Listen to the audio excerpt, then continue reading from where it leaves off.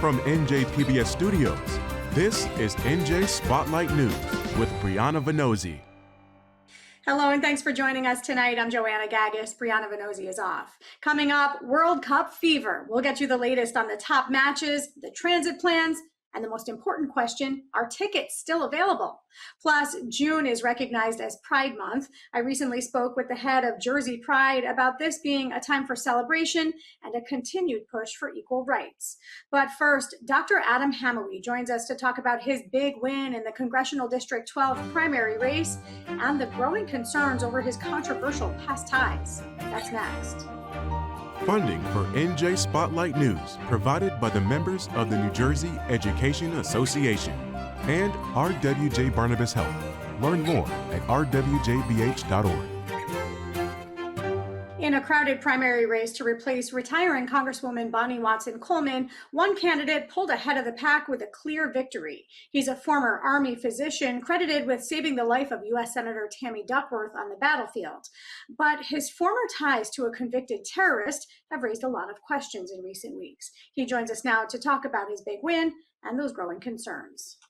Dr. Hamawi, thank you for being with us today. Congratulations on your big win. It was a crowded field of 12 candidates, 13 on the ballot. What do you believe made you stand out as the winner? Well, I ran on healthcare not bombs, unrigging the economy, and abolishing ICE. And in the beginning, a lot of people were telling me that these issues wouldn't resonate. But by the time we were done, every one of my opponents was saying the same thing. So I think Democrats are looking for candidates who will be bold fighters and will call out this rigged system, and that's what I did. When you say rigged system, explain what you mean. Well, I mean, the system is set up so that, the corporations benefit, the billionaires are benefiting, and people are working 40 hours a week doing everything right, and yet every year they're falling behind. And this is what's the problem is that people are struggling, and it's getting more difficult, and no one is fighting for them. What are the changes specifically that you would like to see made when it comes to healthcare? We'll talk specifically Medicaid, Medicare. Mm-hmm. Well, I support passing Medicare for all. I mean, I am someone who's been working in the system for years, and every year it gets more difficult. I'm fighting with insurance companies so that my patients could get the care they need. I'm fighting with them so that they could get prescriptions.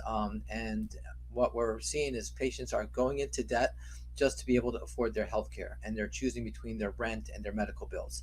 And what we need is a universal healthcare system where people don't have to worry about this, and businesses don't have to be worried about the extra expense of providing insurance for their employees. I mean, this is something that is a human right, and we are far behind other developed countries who are providing this for their people.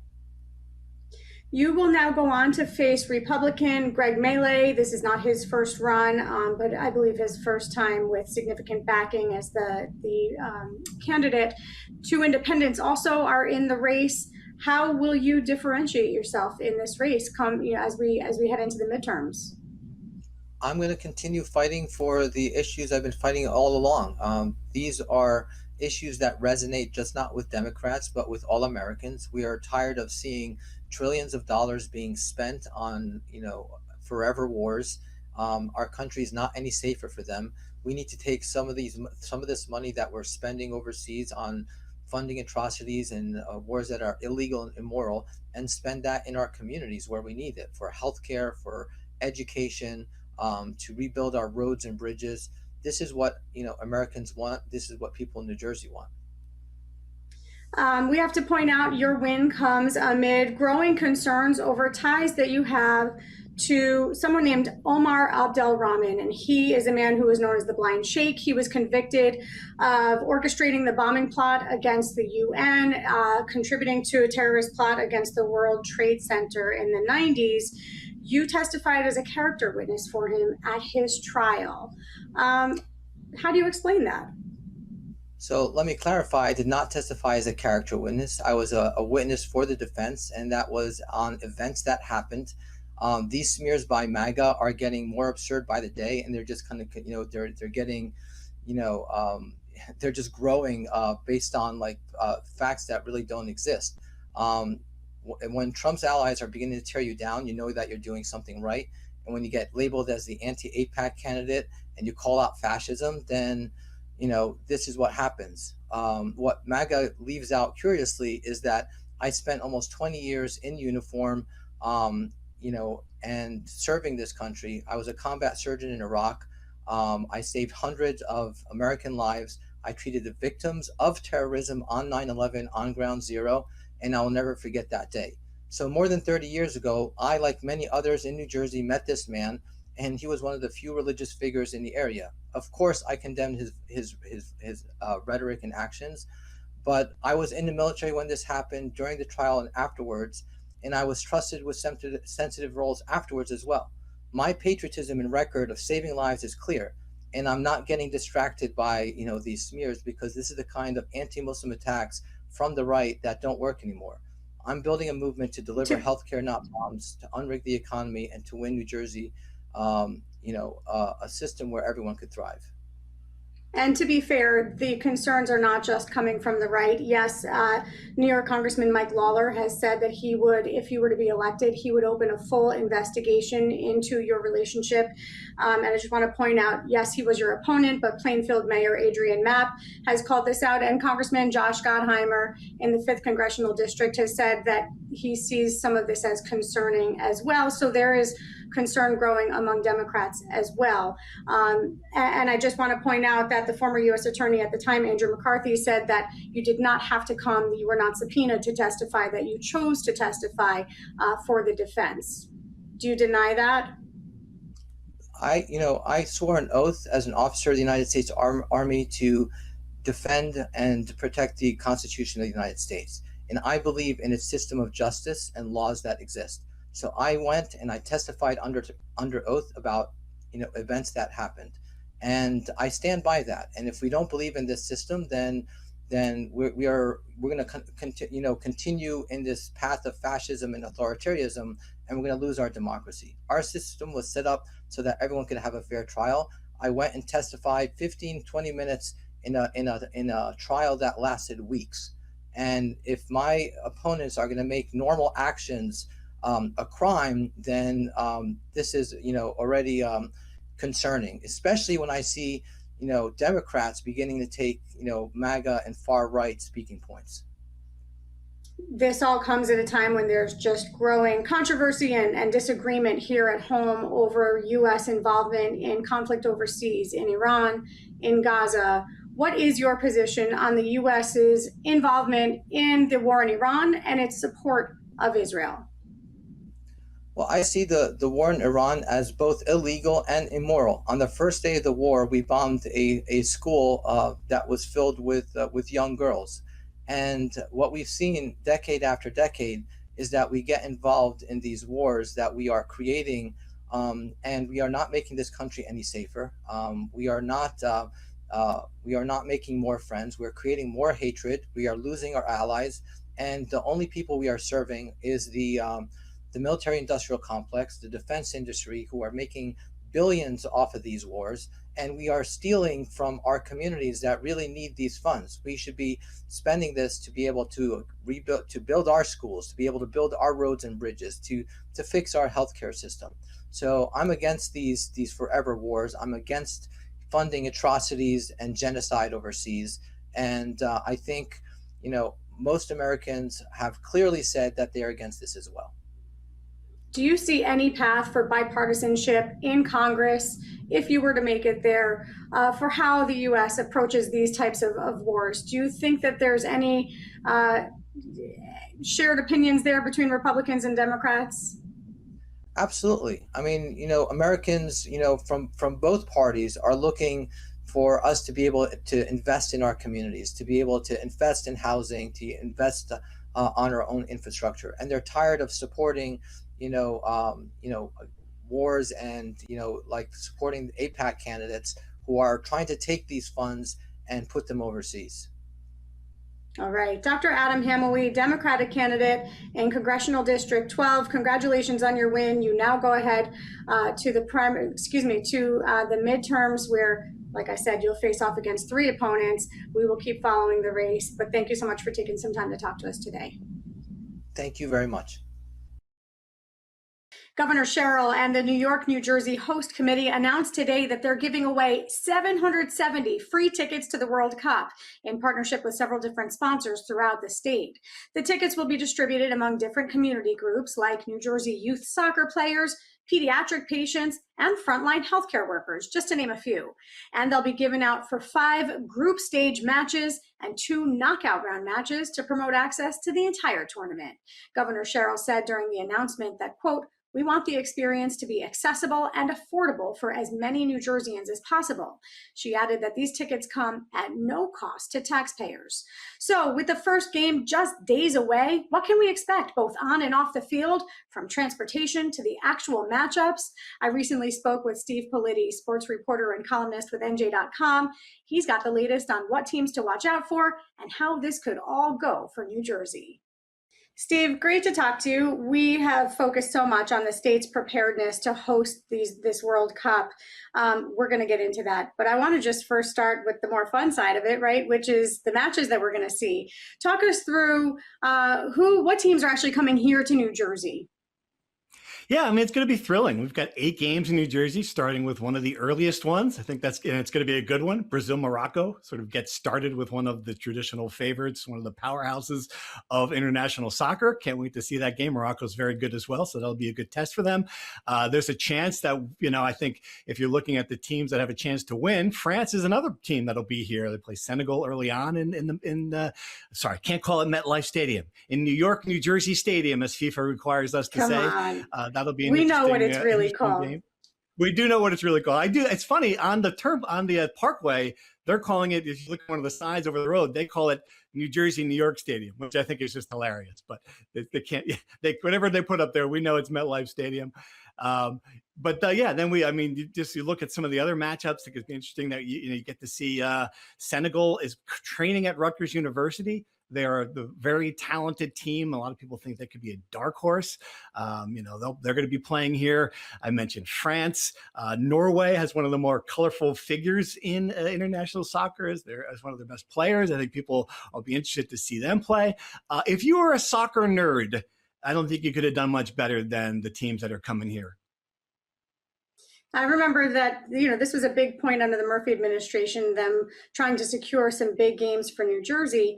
Of course, doing that in the hopes that it translates to ticket sales. We don't know a whole lot yet, though, right, in terms of how many tickets have sold, how many are still available?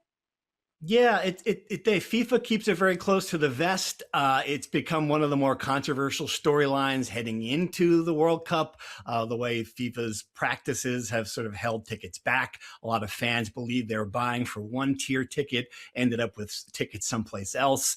Obviously, the resale market is still insane. The prices are, several $100s, no matter which game you're looking at.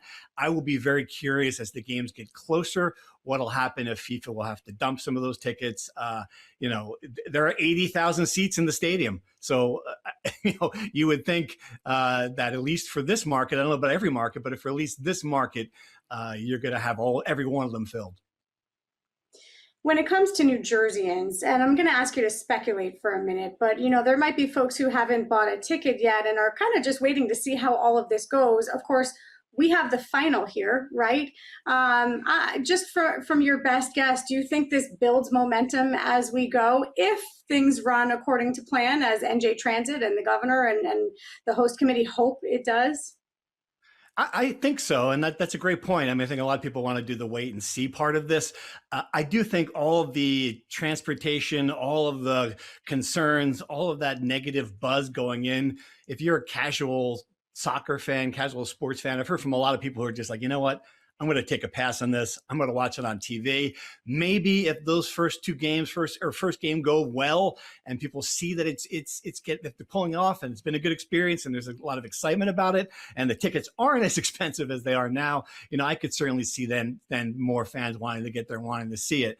But right now, I mean, it's cost prohibitive just to get there. It's like $98 NJ Transit ride. You can't drive. It's $250 to park at American Dream. I can only imagine what the Uber prices are going to be when people get outside the stadium and they try to log onto their app and get one. It's going to be crazy to see what that's like. There are so many questions that I don't think people have the answer to heading into this thing to really know what the experience is going to be like for fans. It could be chaotic or it could run smoothly, but I know that bus service will be available for those who want to get in and out of New York with no interruption, because we know the trains will be blocked for hours before the game as well as hours after. I should say hours before the match as well as hours after the match. Let me just ask you this big picture. FIFA as an organization kind of coming into New Jersey, coming into the New York area, New Jersey. What concerns have you heard raised just in terms of safety, in terms of human rights concerns? We know that this isn't all just fun and games. Yeah, I don't think there's anyone who would say FIFA is one of the more corrupt sports organizations in the world. I mean, there's a reason that the World Cup was in Qatar last time around. Human rights violations there are notorious. There are reports now that FIFA's not going to let you bring a bottle in, so you can have water inside the stadium. They're all about maximizing every single penny from this thing. From that standpoint, they've taken control of the stadium. They've taken control of the operations. Yeah, but this is what you have to do. These are the people you have to shake hands with and get in bed with if you want to have the World Cup in your backyard. That's what New Jersey's done. They are here now. There's no way around it. FIFA is a big storyline as part of this thing. A whole lot has to go right for this to go right, right? Yes, indeed. Yes, indeed. It really is. And I'm kind of curious to see if New Jersey pulls it off. Obviously, we've had plenty of big events in that building in the past. Taylor Swift concerts every weekend. There are 1 or 2 NFL games. It's not like we're unaccustomed to hosting huge crowds in the Meadowlands. We've just never done it like this, without having a parking lot, with having so many people coming from outside the area. I think that's going to be my first thing. I'm just curious. I just really want to see what happens. Can we make this work? I think we are all asking the same question. We're all going to be watching closely. But Steve Politi, sports columnist and reporter for NJ.com, we appreciate your insight. Thank you. Thank you. Thousands of people filled the streets in Asbury Park this weekend for New Jersey's largest and oldest LGBTQ plus Pride celebration. Now in its 34th year, Jersey Pride kicked off a months-long celebration of community while they continue to fight for equality. Joining me now to talk about the legacy and history of the Pride Festival in New Jersey is Laura Popel, president of Jersey Pride. Laura, it's great to have you with us. I know you are fresh off of this year's Pride Parade. Can you tell us about it? What was the theme?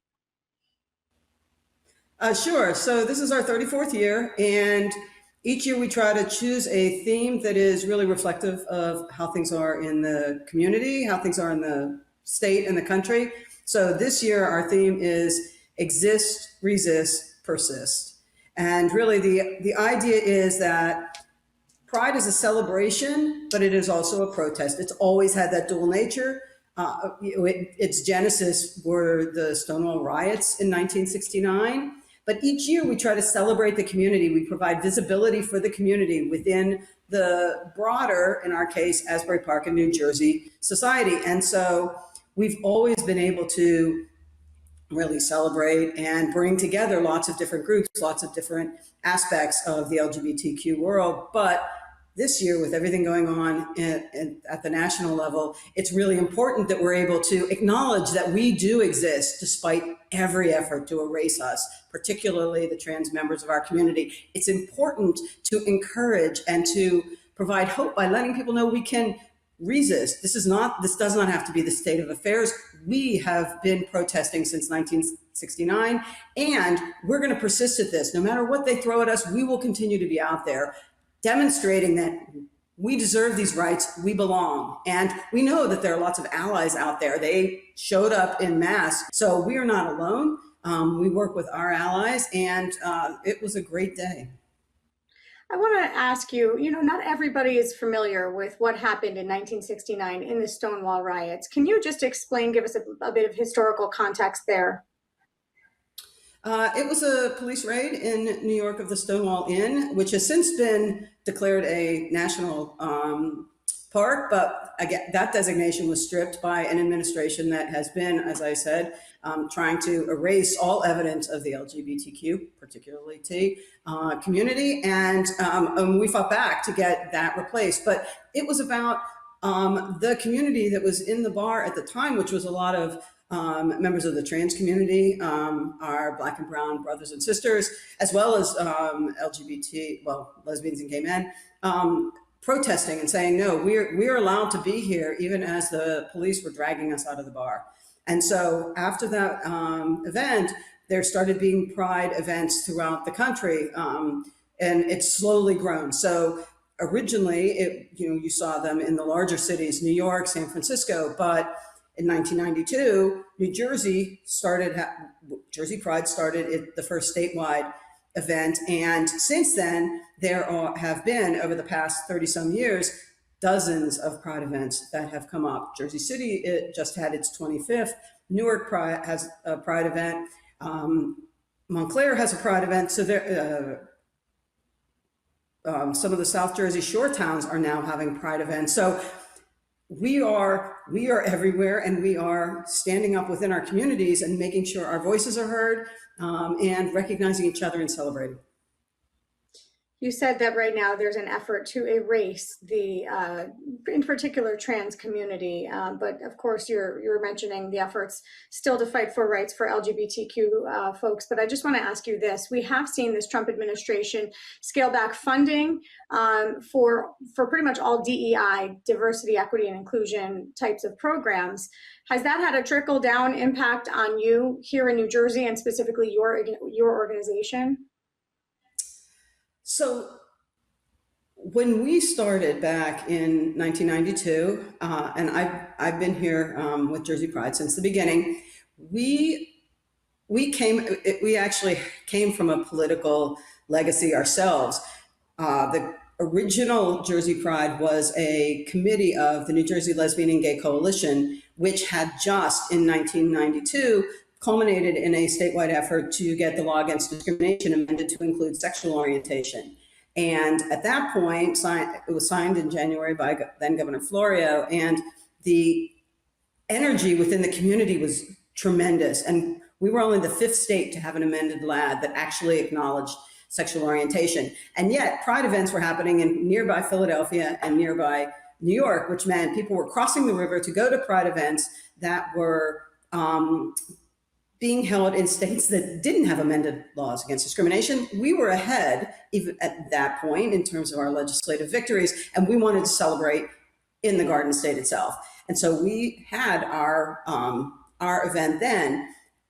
The thing about New Jersey is that we're within the New York market in terms of outreach. So when we would look for advertisers for our Pride Guide, when we look for sponsors, we're within a New York market. And yet Asbury Park is far enough away that we were not getting a lot of uptake from the kind of major sponsors that some other Prides would get. However, there was a lot of community support for what we were doing. And so we built at that time from the ground up a sponsorship opportunities and advertising and other outreach that was at a much more granular level. And we've continued to build that through the years. And so those relationships are longstanding, and they've been very successful for us and for the other organizations. They're very happy with working with and building that allyship with Jersey Pride. And so our event, we reached out to those allies, to those sponsors, same way we've done every year, and they came back. And so we have enjoyed an experience that is unlike some of the other Prides that legitimately are struggling because of this. I just want to ask, in the short time we have left, what rights are you still fighting for those in the LGBTQ plus community? Well, there's been a lot of progress here in New Jersey for equal rights for both based on sexual orientation and based on gender identity, but then those rights are being eroded. So some of what we are fighting for is to make sure that we don't laws that are on the books aren't being rolled back. So that's really an important piece of it. but also there are national laws that are going through, and you'll see school districts where they will try to push through book bans on books that are related to many different topics, but certainly LGBTQ topics. And so at a very local level, we're fighting to make sure that our rights are not being eroded, and they're not being eroded in specific ways like book bans. But gender affirming care, an incredibly important topic, and one that largely affects the trans community, but has impacts on others as well. That's something that we continue to fight for, both at a local and at a federal level. But then, if federal legislation is being introduced that can trickle down to the state, we need to be paying attention to that as well. So it becomes that much more important that we vote in these midterm elections, and in all elections. We should be voting and making our voices heard. We know the politicians know that we exist, but we have the power to do something by voting. And we at Jersey Pride are doing everything we can to make sure people feel comfortable doing so. All right, Laura Popel, president of Jersey Pride, thanks so much for coming on today. Oh, my pleasure. Thank you. That's going to do it for us tonight. I'm Joanna Gagis for the entire team here at NJ Spotlight News. Thanks for being with us. We'll see you right back here tomorrow. NJM Insurance Group, serving the insurance needs of residents and businesses for more than 100 years.